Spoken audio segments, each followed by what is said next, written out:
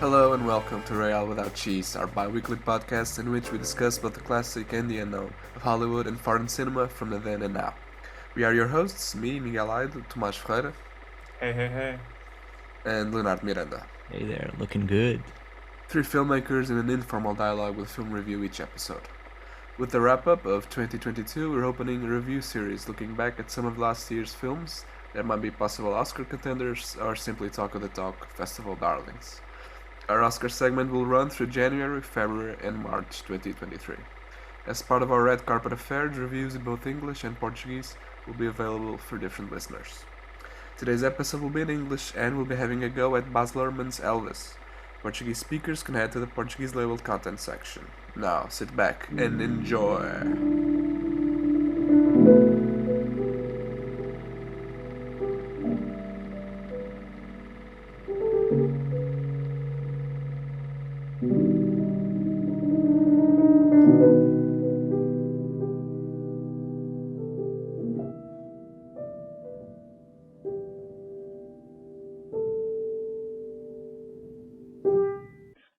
So Elvis is a 2022 biographical film directed by Baz Luhrmann. Elvis premiered at Cannes Film Festival on May 25, 2022.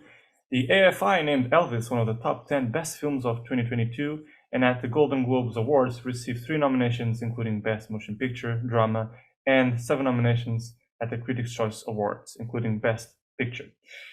But how did Royale Without Cheese found it? I liked it. It's pretty good. I liked it. Very succinctly, I liked it. I liked it. Says Leo. Good film. Yeah, I enjoyed it too, but I thought that the beginning was a bit rushed, perhaps. Maybe. I think the whole feeling has that feel of being rushed. To be fair, it's the beginning, probably until the middle of the middle of the film. It feels mainly has this great montage sequence of a film that is never ending, never stops.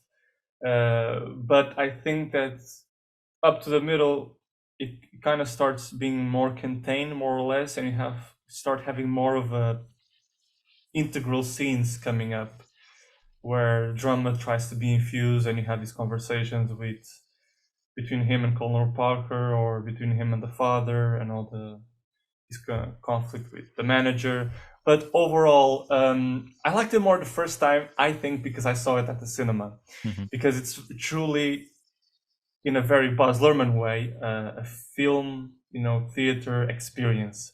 Because of his own way of making a film, this very hyper-stylized, sensational way, where the whole of the film, the world and the characters don't feel like human beings. They are something close to humans. They are very close to animation, really. They feel like paper cutouts of what humans are. The over the top. Especially Tom Hanks. Yeah. Especially Tom Hanks, who can become Cartoonish. near close to annoying with his He's white. I am a snowman. You are snowman like me. We like snow. Like the Like metaphor one with of his snow. characters from Polar Express. Yeah. Oh, well, I think he gets the new heights here beyond the performance of Polar Express. But I think that it very much feels like something that is close to human, that the characters don't feel like human beings, they feel like, animated characters. So it has the whole of the film, including its world, because technically speaking, the way he films, the way he presents this world, through this montage sequence kind of style that is eternal, the transitions with objects flying over and quick pans that bring you from scene to scene, scenes that almost last less than 2 seconds sometimes, and it just feels like you're reading a comic book strip, but a very superficial one where just jumping to moment can have a duality of effect, because for one, you feel really inside this magical, fantastical comic book world where you just go from vignette to vignette, and you're reading this kind of spectacular journey of a person become from a poor background growing into this megastar. And it's very flashy and very glittery, and I think it helps to this quasi unreal experience, the fact that he mixes the fitting the period music, like Elvis' own songs, with music that is not from the time. There's like pop music from today. It becomes non-diegetic at all. So in the most bizarre moments, when that crisscrosses with the film actual time period, you actually accept a little more. I'm thinking, for example, of the Hayride concert where Elvis starts wiggling and the girls start responding in a very hyperactive way, cartoon way, like that isn't real. Like, it's crazy the way his sex appeal works. It's insane. It's like they are going, on an ecstasy of orgasmic, drugs or anything of the kind. And but the way that he inserts this kind of guitar riff that is nothing to do with the actual song that Elvis sang at the time, and suddenly matches with Austin's performance as his wiggle gets more kind of hyperactive and starts all wiggling his own face and becoming crazy, and the fast cutting and actually as well the zoom in that he does oftentimes too, that shifts between mid fast to super fast, to characters' expressions and to characters' reactions. He can get through the editing a quite harmonious feeling that he's trying to attain. So you can accept his style, I think. But at its worst, and that's the dual effect of it, I think that the fact that the scenes are so short, you don't really feel the antagonistic forces that sometimes get into the film, like the congressman trying to get at Colonel Parker and saying, "You are not really Dutch. What is this with your boy wiggling? We don't want that. That really unnerves the nation," and stuff. The villains sometimes are so passerby that you don't really feel it. You don't really feel them as villains, just yeah. I think that the drama that sometimes they try to infuse, the mother dying, Elvis getting at it's not really infused. It's just his life story. Yes, that's the thing. It's his life story told in a very fast-paced way, and I think it has its advantages, but also it has its disadvantages. I'm quite disconnected from it. I don't feel it in the way that the film wants me to feel.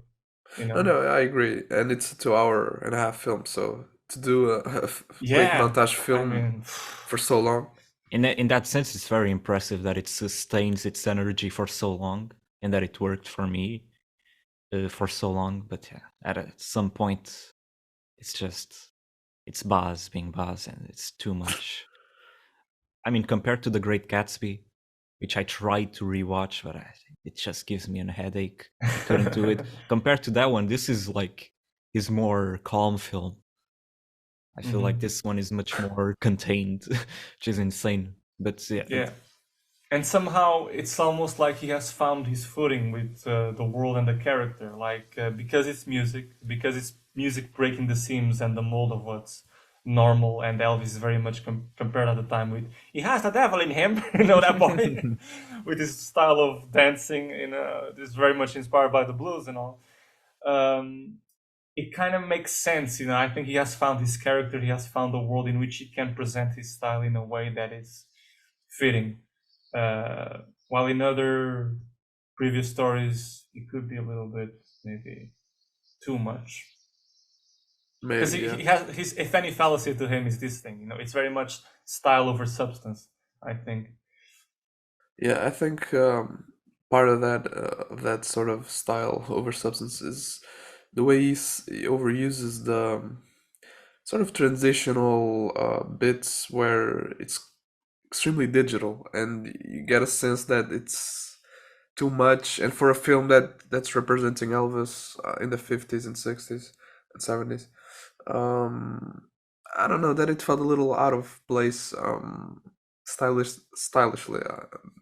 So I don't really enjoy so many times the pans and the camera going backwards and going these extreme zooms, especially in the beginning with the hotel and international. Yeah, the beginning. I was just about talking about it's that. It's too computerized. The roulette going into the Colonel's eye like a bunch of times, like he goes back to that motif like in the beginning, and I'm like, why? And then he uses the hotel kind of,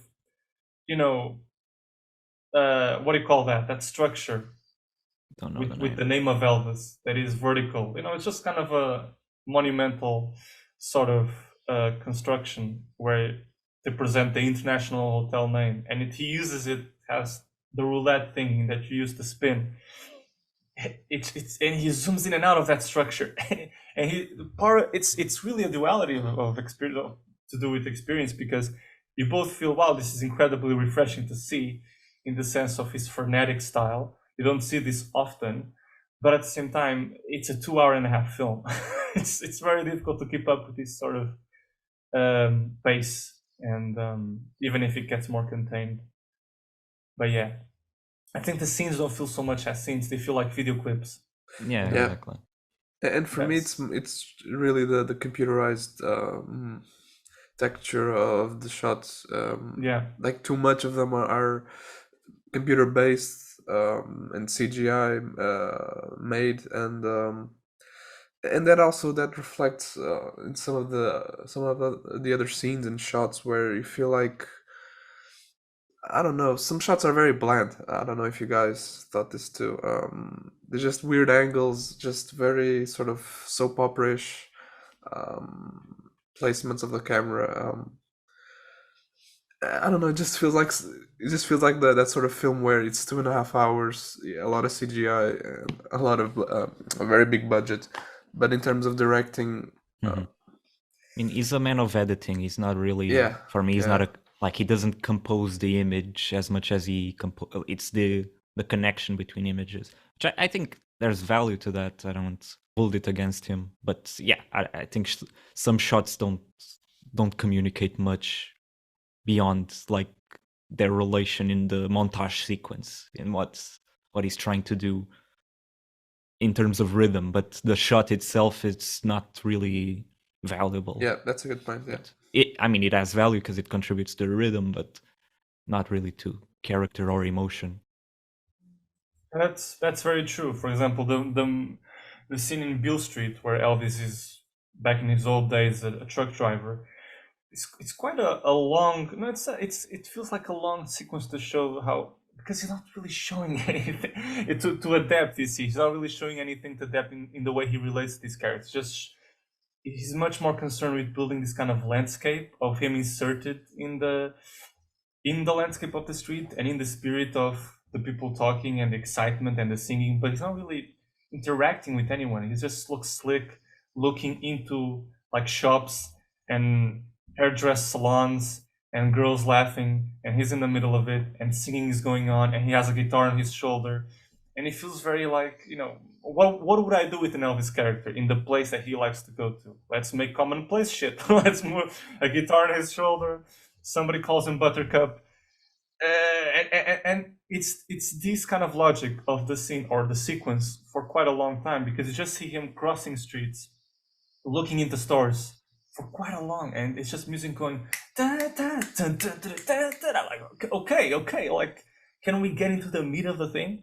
Because yeah, it can get quite. I don't think we ever get into the meat of the thing throughout the film. Yeah, true. I think it's a superficial look at Elvis. Yeah, it's more a look of the two, the relationship between the two, and him as a myth, as a figure, as a what he represents. True. Yeah, there's Elvis the image and Elvis the person. Yeah, the person. Like, if you watch this film, I don't think you get much. You get the person much. Barely. No, barely. Yeah, just like the general view. Like, if you read the Wikipedia page, you'll get the same thing from here. Like, yeah, he grew up poor. Yeah, he had, a relationship very strong with his mother, but he was abused, exploited by this colonel. It's that thing. Like, I appreciate what he does in the sense that it's very unique to him, in terms of style. And I do appreciate the approach to this. When he does a montage, he's amazing and he's fun and he's all the glitter. And I think this is needed for an Elvis film. But to make that a big trait that goes on and on in a 2.5 is complicated, because that's really the film. That's just the film. And the film shouldn't be just that. And when he doesn't attempt it to be just that and have scenes where he confronts the father about the company money and how it is spent, or he confronts the colonel about his own ways about him, it feels weightless, and so it's really a film that is confined to the spectacle of the movie theater. That's where I really felt the film, and the ending is like, Oh my god, because I really like the song and Chain Melody, and yeah, I think it really delivers in terms of the music, the finale with Yeah, the transition to the real Elvis is well I done. like the shot of the plane going away and him talking about this bird that doesn't fly, and then not showing his death, and rather than that, showing his last performance. Even if he's fat, even if his body changed, he's still Elvis. Still has that golden voice inside that fat body. So yeah, it's quite. That's quite. How should I put it? Prestigious. It gives Elvis a sense of worthiness. To build on what I was saying, if you're gonna make a superficial, biography, biopic, I mean, this is the way to do it because it's super Yeah, it's like entertaining. if you're gonna make superficial, make it superficial interesting. Yeah, because like most biopics are already superficial, but they don't have this level of entertainment and style to it. Mhm. And it makes sense to have this style when it's Elvis because he was so stylish. Oh, Like yeah. a film like this about Winston Churchill, that would be a little crazy. Oh, I mean, yeah. I'd watch it, but wouldn't follow like the figure.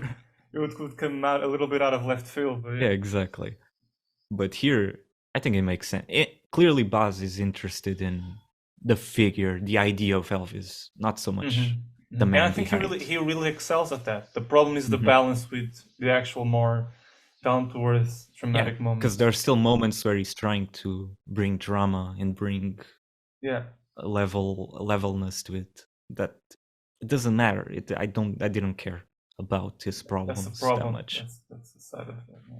Yeah, and another thing, I mean, the whole thing with the drugs, it's a really quick transition to that sort of period of his life, where suddenly there's this narration of Tom Hanks, Oh yeah, Tom and he Hanks gets making the into narration. drugs. Tom Hanks is terrible in narrations, terrible. From the beginning, it's just too much, But too They say, many "My dear accents. Elvis, I made him." Elvis Presley. Beyond this part of the Colonel, you think that Tom Hanks in narration is a bad move? You think he shouldn't do At least in this voiceover? film, In this I don't film. know. Yeah. Yeah, in this film, In this film, I don't even remember other narrations. His of this. other go at narration was Forrest Gump. oh, My mom always used to tell me. Yes, tough one too. Tough one. Not a great track record. But yeah, but in any case, I think once again, but the very beginning, we have a scene of him in the car, and he already is sort of starting with drugs. Yeah. Which is like 20 minutes in, which is very early, and I thought it was a little out of Yeah, he's place. in the car. They give him a pill, but you don't really see anything ever again until It's just a hint. It's a hint yeah, of a he'll be a pill. drug addict. Don't worry about it. Here it is. Yeah. This is why he had the pill once in a car. Yeah.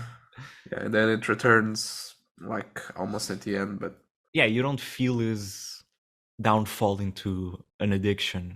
You just like you cut to the last year at Vegas or whatever, and he's suddenly like all fat and sweaty all the time. Yeah. And you know he's on drugs. They have like a doctor who's the drug guy essentially, just a glorified dealer. But the transition, I don't know, doesn't feel like you experience his downfall with him. It's told to us that he got addicted because he's being forced to be almost forced into addiction by the people around him, and I think is interesting, but it's not that explored how we got there. And the first 15 minutes of the film fly by in terms of telling the story of Elvis, his origins. You're doing all this through the Colonel's eyes and trying to tell the story of how the Colonel finds him, but then all of a sudden, and you never show Elvis up to this point, when he first sees him on the hayride show, he finds him under the stairs, like talking with his family, getting all bumped up to go on stage and sing. And on that moment of like him spying on his family and him like singing a little song, he makes like two flashbacks. That's my feeling. He goes to different places and streets, and it's like, what? Like the jumps in editing is just an overall cliche of these biopics where you just have to start with the end and some grand show that he does or something. And then you return to the beginning and see his origin. It's like, I mean, I wish they didn't have to resort to That kind of structure always. yeah, and I do get it because the beginning is always the most boring part, but of these guys' lives. But still, it just It's not feels like they like begin with the bang anyway, with like, okay, he's dying, but everybody knows he's gonna die. That's sort of the tragedy. Of singer biopics. He is going to die. But that's on the directors because they only start having these ideas of these films after these guys die. Why don't they do a Rolling Stones one now? Nah, they gotta die first. They did Elton John and he didn't There's die. some. There's some. Yeah, I think they now got the rights to do Michael Jackson biopic.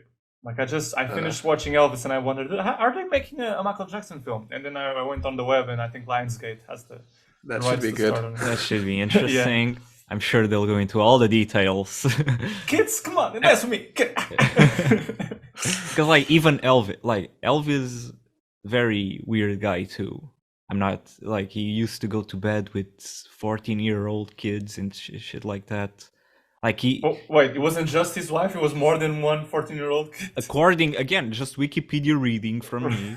Like he had, Yeah, the best source ever. yeah, exactly. Used to bring young girls into the room like his fans and just lay with them.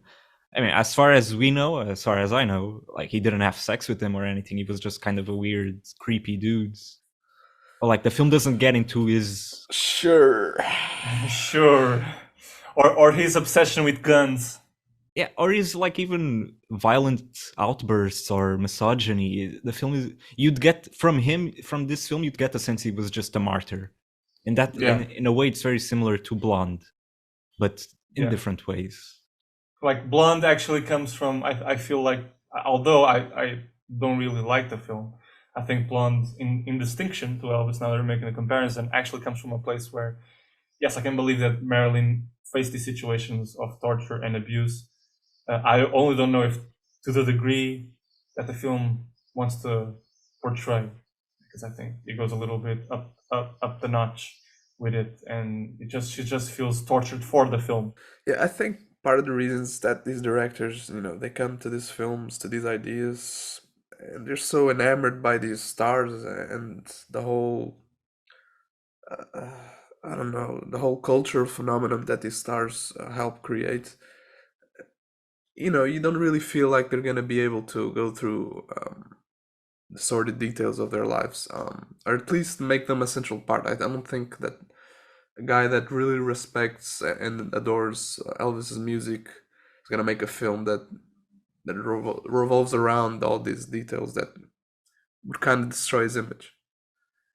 So, you know, The director seems to love Elvis a lot.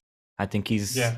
afraid to tarnish his legacy yeah, in a way, because these things are very like again Wikipedia reading.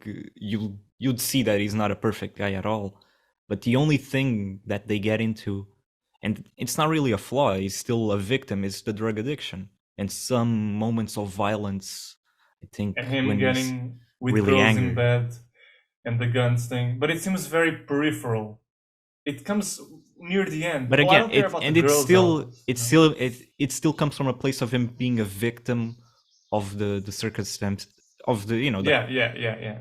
It all comes back to that. Yeah, because it could actually be an interesting premise. The fact that you balance the side that you can't sympathize with regarding Elvis, which is how much his career constrained him in the sense it was managed by this guy who didn't understand him really and his intentions of wanting to become an actor and really flourish as an actor. For example, I watched an interview with Martin Sheen the other day where he explained this, how he, in his age, when he was a teen, along with his other friends, went to bars and both guys and gals listened to Elvis, and it was a thing that brought them together like no other singer.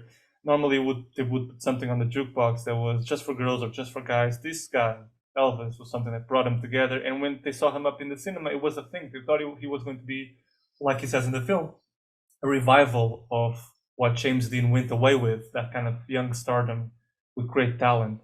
And then he wasn't, because he was poorly managed, like Martin Sheen says. And so that escaping of the possibilities of becoming a better artist or more diverse, eclectic one like he would like to be, is sad for him and sad that he couldn't complete his own ambitions, which I believe were there beyond the fiction world of the film.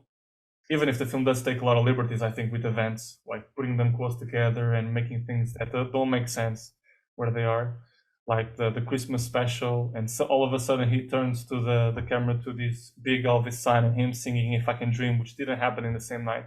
They try to make it all, work and come from this place of Dr. King was assassinated. We need to make a statement. It works in the film. It works, well. I think At the time, it was Kennedy. Yeah, Bobby Kennedy, exactly, the second one. Yeah. And they need to turn it into a story, so I appreciate that. But I think it's a liberty that makes sense in terms of narrative drive. I don't hold it against them. I think it makes sense. Yeah, exactly. That's what I'm saying. I don't hold them against. I'm just pointing out that some things I sympathize because I can see this as a problem that he actually had in life. I can believe that. Other things are more part of the story, of the storytelling, the natural of it, but I don't hold it against it anyway. And then you have that part that you say that he actually wasn't a very good person. He had these misogynistic moments. He did this and that. And if balanced with that, the film could be actually a lot more rich, a more honest portrayal of the person. Yeah. And possibly, if you had given this to an indie filmmaker that perhaps didn't have this, and one that was more detached from the figure of Elvis, he didn't have an interest in Elvis, maybe he could have given us that other side. I don't know. I think you have to have love for Elvis anyway to make a biopic like this. For example, if you have an interest in him, but you don't have a huge love for him, or not an incredible I don't know. I think you can love an artist not personally, but as an artist, and still be very critical. I'm very critical. Yeah, that's possible for sure. There are many ways of going about it. I think that's still possible. And yes, another thing that I would find interesting, that's just what I'm saying, is the idea of someone who isn't really a connoisseur in a story's theme, but he's asked to do it, and yet, not being a fanboy, he finds an interest in it. He finds an angle, and I like stories like that. Directors that come in don't really have a precedent with the story's object, but somehow find a way to make it its own and to make it interesting. That would be cool. I don't know, I'm trying to remember of instances of that, but I think ultimately kind of comes up to Baz's choices for which I think are also interesting, focusing on the relationship between the two. And so you think about that and you realize that going about the things that he didn't do and how he could have portrayed him as a bit more of a bit more how do you say, flawed person. I mean, yeah, but that's not really what he wanted to do here, and we can always comment on these things because we'll go to Wikipedia and research him and see his whole life, and it's something that biopics have to deal with, that people can always fact check find every little thing about the person and just say, but they didn't do this, they didn't speak about that, and I mean, yeah, Baz has to make decisions, I guess. Yeah, no, I think in that sense the film is successful because it's what he set out to do, more of a, thinking about the image of Elvis, not so much the man. I think he succeeds in that. I get very fascinated by the idea of Elvis and how he was by watching the film, and you get immediately pulled in. He's so electrifying. Even watching Austin Butler do Elvis, be Elvis, is itself. Who gives a great performance in my opinion, in terms of looking like him, being him. I think he really believes. Yeah, he really believes the character. I think he really wants the voice. To go at it. And the voice. I love the moments when Elvis is not well put together and he gets enraged and he says slurs and he gets mad at his own manager on stage. I find that those are really interesting moments. And the way he puts the microphone into his own mouth and the way he kind of hypes that scene into a halt, putting the two characters together with the zoom into their faces. I just think it's he becomes kind of a monster. It's really you're not used to see him like that, because if anything, in this film, that's a little bit of seeing the person coming out through the seams of the image of Elvis, which the film doesn't do. But in that moment, you see a little bit of an out of control Elvis, him more vulnerable in that rage. I find that interesting. And of course, Elvis is a very, at the end of the film, it says that he's the best-selling singer of all time, Solo and artist, yeah. he's kind of a godlike figure. Yeah, which is incredible. He looks like a church. That's what's so fascinating about him. The guy is like a living church, a living God, because of the jumpsuits he wears and the clothes he wears with all those sparkles and encrusted golden. And he's such an incredible performer. It really is. Like I watched more videos of him. He's so dedicated to just putting on a show. Even in the later stages, he was a bit out of shape and not as good. But those peak years, he was just on another level. One of the best performers, probably. An absolute dedication. I think it's also sad that he wanted to be an actor. And I think a serious actor. Yeah, like a serious actor. And he never got the chance for that. I think he probably could have pulled it off. I don't know. Although I haven't watched these films, like the 60s period. And I wish the film here went a bit more into that. I feel like we didn't really see anything from it. Maybe I'm misremembering. Yet again, another montage sequence. Yeah, it's like suggested. Yeah. You're supposed to think, oh yeah, he's having a bad period because of those films are not very good, but you don't really see. Yeah, it's so crammed in, because you have this kind of you come back to this point where Tom Hanks is narrating stuff, and it's just he's going over his career. It's like going over a person's resume, and it just feels very dry, and it's basically putting him in front of a bunch of images of scenes where he was in, and he's doing like water skiing with two girls, and that's all there is. That's this kind of complot, image that sums it all up in a few seconds. You throw water at him, okay, that's the downfall of the movie period, and then you see him at a movie studio lot, and he's having his talk about how to sustain his family, how he looks ridiculous, and boom, downfall yet again. He's trying to find again what we have seen him in other situations, and again in future situations, trying to get back to his roots, trying to be real. And the film goes back and forth between those things. And I think a way to perhaps balance that journey, which is always about him trying to fight, his image self with the true self, if anything, in singing, would be to show a little bit more of that true self in other corners beyond singing, perhaps. Despite being Baz's choices what they are. Baz. Mr. Luhrmann. Yeah, but I think I have only seen Great Gatsby. Yeah, me too. And I have seen more though. Moulin Rouge, maybe. Romeo and Juliet, Moulin Rouge. Okay, I've seen that. Romeo and Juliet, I haven't seen it fully. Isn't Chicago from him? Nah. No, I don't think so. Something Marshall, Hob Marshall, something. Okay. Yeah. Something Marshall. Yeah, Marshall. What? I have a final thought. Kick it. Why did they cast Tom Hanks? Because he's a sort of old dude in makeup. Why don't they just cast an old dude? Yeah. Why go through all this makeup because crap? They need star power. They need someone to that get compensates financing. the fact that Austin Butler is not a star, at least from their point of view. So they need Tom Hanks to kind of hold the film. But there are so many sort of star power but who, stars. Who's more star power than Tom Hanks? No, you have like two things. You have Elvis, which is the subject itself is the star. It functions like Marvel movies. The stars are the characters, not the actors. So you have Elvis, and then you have Tom Hanks. So you need that like a little something there, a little something here. But that's just it. Anybody else in the film is not really a big star from the Hollywood standard. That's true. I think it's bullshit, man. Yeah, of course it's bullshit. And he didn't even go through that many stages that you could see the makeups or transition. It's like... Yeah, he's always fat.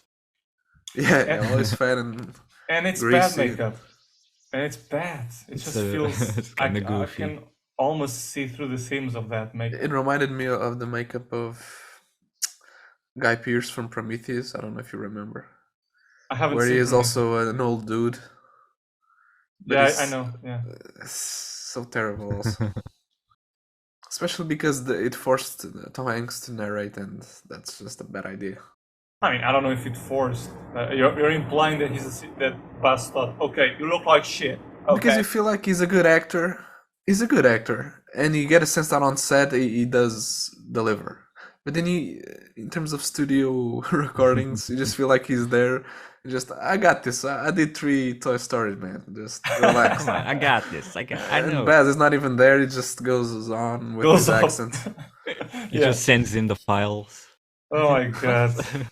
Yeah. Yeah, it's Tom at the computer. Nobody's there. Nobody wants to listen to him. He just goes to the computer, types in, okay, I'm going, what? The WAV file? Okay. Okay. Just sends a Meyer Bridge file to Baz. Here, there you go. Take it. It's the best you're gonna get from me, man.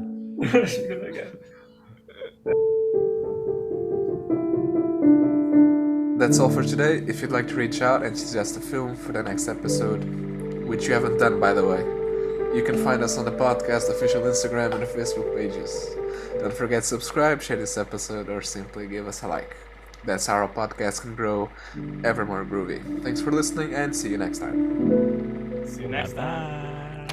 Bye. Bye bye.